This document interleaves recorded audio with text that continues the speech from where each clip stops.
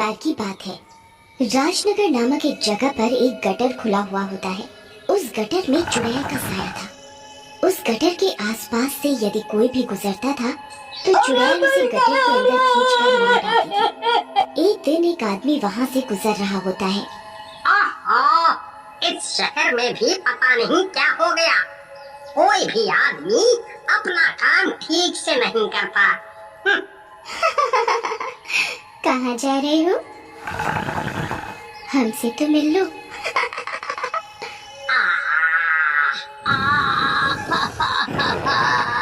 भाई, कोई भी मदद करो।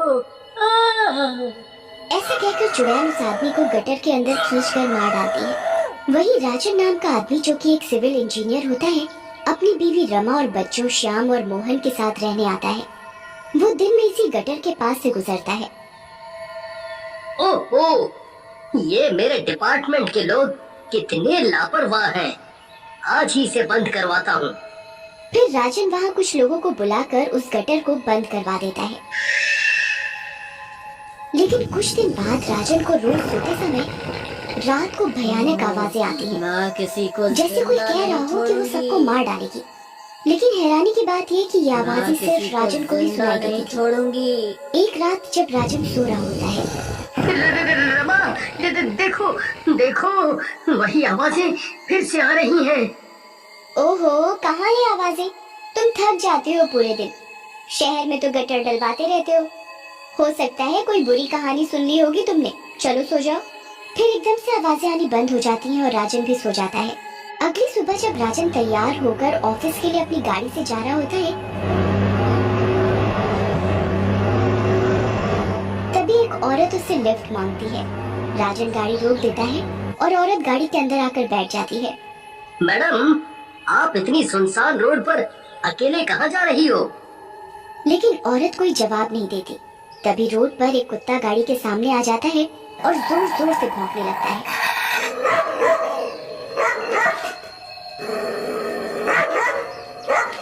और राजन के जोर जोर से हॉर्न बजाने के बाद भी नहीं हटता। ओहो, ये कुत्ते भी ना बहुत हो गए हैं। आज ही कंप्लेंट करके इनको हटवाता हूँ रोड से। एक मिनट मैडम, आप बैठिए, मैं इसको हटाता हूँ। कुत्ते को हटाने के लिए राजन जैसे ही गाड़ी से उतरता है, कार के अंदर बैठी औरत गायब हो जाती है और कुत्ते भी भौंकना बंद कर देते हैं। राजन वापस गाड़ी में बैठता है। अरे, ये औरत कहाँ गई? अभी तो यही थी।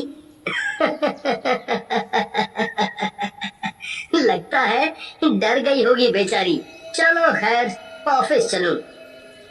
राजन वहाँ से चला जाता है, लेकिन उसकी गाड़ी के जाते ही वो औरत वहाँ वापस आ जाती है और राजन की गाड़ी को दूर से देखती है। रात को राजन वापस घर आता है और रमा को सारी बात बताता है, जिसे सुनकर रमा हंसने लगती है। तुम भी ना बहुत डरपोक हो गए हो। अरे कोई चुड़ैल थोड़ी है वो। कोई बात नहीं, सो जाओ। राजन सो जाता है। उधर आधी रात में उसे फिर से डरावनी आवाजें सुनाई देने लगती हैं, जिसे सुनकर राजन जग जाता है। उसे सामने फिर से वही औरत खड़ी दिखाई देती है, जो उसे ही देखी जा रही होती है। अरे मर गए रे। राजन रमा को उठाने की कोशिश करता है, लेकिन उसके मुंह से आवाज नहीं निकलती और ना ही उसके हाथ हिल पाते हैं। तभी वो औरत चलने लगती है और राजन भी उसके पीछे पीछे सम्मोहित सा होकर चलने लगता है। छत पर पहुंचाने के बाद राजन की एकदम से आवाज निकलती है। कौन कौन हो तुम? और मेरा इतने दिनों से पीछा क्यों कर रही हो? तभी औरत एकदम से चुड़ैल बन जाती है और उसके ऊपर गटर का काला काला मलबा भी लगा होता है। मेरा नाम सीमा है, मैं तुम्हारी जान लेने आई हूँ। तुम और तुम्हारे जैसे सारे इंजीनियर जिन्होंने इस शहर में गटर डलवाए हैं। जी, मैं तो अभी अभी इस शहर में आया हूँ। भला मैं आपकी जान कैसे ले सकता हूँ? आप पूरी बात बताइए, शायद मैं आपकी मदद कर सकूं। मेरी मदद? मेरी मदद तो तेरे मरने के बाद ही हो पाएगी। लेकिन तू सुनना चाहता है तो मैं तेरे मरने से पहले तुझे वजह जरूर बताऊंगी। मेरा नाम सीमा है। मेरे पति की कई साल पहले ही मौत हो गई थी। एक दिन काफी बारिश हो रही थी। मैं अपने दोनों बच्चों के साथ जा रही थी। चारों तरफ काफी पानी भर गया था। सड़क पर पानी के सिवाय कुछ नहीं दिख रहा था। तभी तुम्हारे जैसे इंजीनियर की लापरवाही के कारण एक गटर का ढक्कन खुला रह गया और मैं उस खुले गटर में गिर गई और मेरी मौत हो गई। तब से मैं यहीं भटक रही हूँ और तुम्हारे जैसे लापरवाहों को मार रही हूँ। क्या तुम्हारे बच्चों के नाम टिंकू और पिंकू है? हाँ हाँ, लेकिन तुम्हें कैसे पता? वो तो मेरे अनाथालय में रहते हैं। कुछ दिन पहले कोई उन्हें वहाँ छोड़ गया था, लेकिन तुमने जो भी बताया वो बहुत बुरा था। मैं भी इस शहर में इसी गटर घोटाले का पता लगाने आया था और इस शहर की पानी की निकासी की समस्या को ठीक करना चाहता था। अच्छा, तो तुम तो बहुत ही अच्छे इंसान हो। मैं तुम्हारी पूरी मदद करूंगी। मुझे इस शहर के घोटालेबाजों के बारे में काफी कुछ पता है। अगले दिन राजन तैयार होकर बबलू नामक एक ठेकेदार के पास पहुंचता है जो कि गटर सफाई का काम करवाता था। बबलू अपने गुंडों के साथ बैठा होता है। बबलू, तुम गटर साफ तो नहीं करवाते, जबकि सरकार तो तुम्हें पूरे पैसे देती है। अरे आओ इंजीनियर बाबू, इतने गुस्से में काहे हो? जब सरकार हमका पैसा दे रही है तो तुम काहे गरम हो रहे हो? देखो बबलू, अगर तुम ढंग से काम नहीं करोगे तो मैं तुम्हारा टेंडर बंद करवा दूंगा। हमारा टेंडर तो आप तो क्या, आपके बाप भी बंद नहीं करवा सकते। हाँ? ऐसा कहकर बबलू राजन पर हमला कर देता है, लेकिन तभी चुड़ैल वहां आ जाती है। बाप का तो पता नहीं, लेकिन मेरे रहते तुम इसे छू भी नहीं सकते। ऐसा कहकर चुड़ैल बबलू को मार देती है। अगले दिन राजन शहर के नेताजी के पास जाता है। नेताजी, मैं यहाँ का नया सफाई इंचार्ज राजन हूँ। यहाँ इतनी गंदगी फैली है और जगह जगह गटर खुले हैं। आप इस विषय में कुछ करते नहीं या आप कुछ देखते ही नहीं?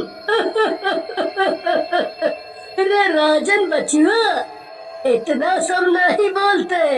हमको सब दिखता है। जनता हमको आप लोगों की सेवा के लिए भेजे है, हम वही तो कर रहे हैं। बाकी रात में आओ हमारे घर, वहीं पर सब बात करेंगे।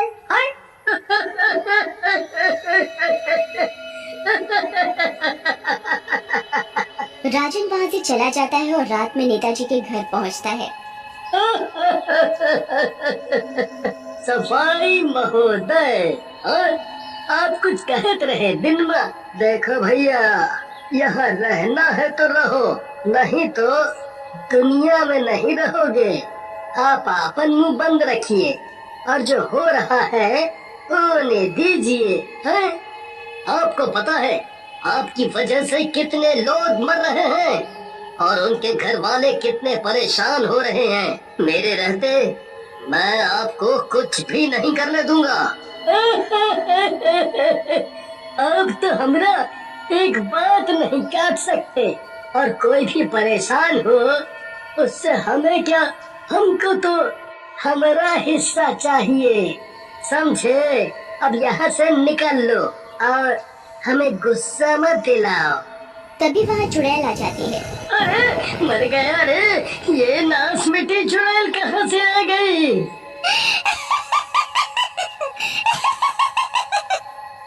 बेटा, राजन तो यहाँ से कहीं नहीं जाएगा। हाँ, तू इस दुनिया से जरूर चला जाएगा। तुझे पता नहीं तेरे इस पैसे के लालच की वजह से कितने घर बर्बाद हुए हैं, जिनमें से एक घर मेरा भी है। फिर चुड़ैल उसे मार डालती है और राजन के साथ अपने बच्चों से मिलने जाती है। मेरे बच्चे, चुड़ैल उन्हें गले से लगा लेती है। बच्चे चुड़ैल को देखकर डरने लगते हैं। डरो नहीं, ये तुम्हारी माँ है बच्चों। राजन, आज मेरी आत्मा को शांति मिली है। अब मैं आराम से इस दुनिया से जा सकूंगी। तुम मेरे बच्चों का ध्यान रखना और जो नेक काम तुम कर रहे हो करते रहना। तुम्हें जब भी मेरी जरूरत हो याद कर लेना। मैं तुम्हारी मदद के लिए आ जाऊंगी।